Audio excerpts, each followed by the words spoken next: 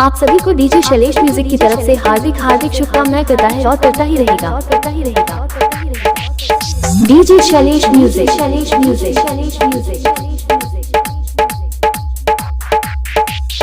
खावा बाजार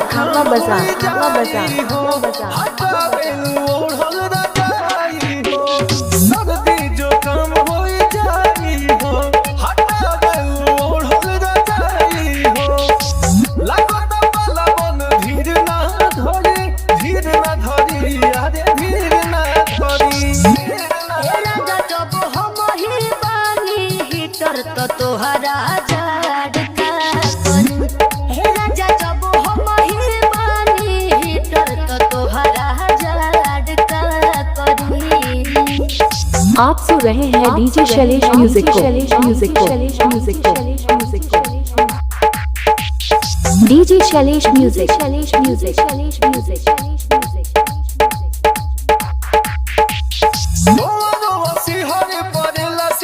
स्वेटर या साल पे ही निकलिल पहाड़ी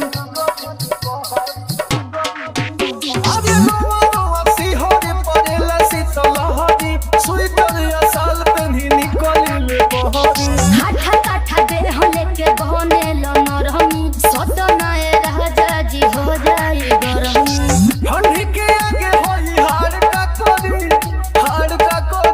अरे हार का कोरी। आप सभी को डीजे शैलेश म्यूजिक की तरफ से हार्दिक शुभकामनाएं करता है और करता ही रहेगा।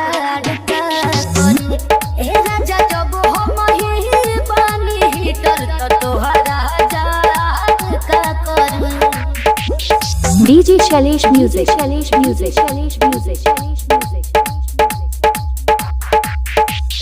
खावा बाजार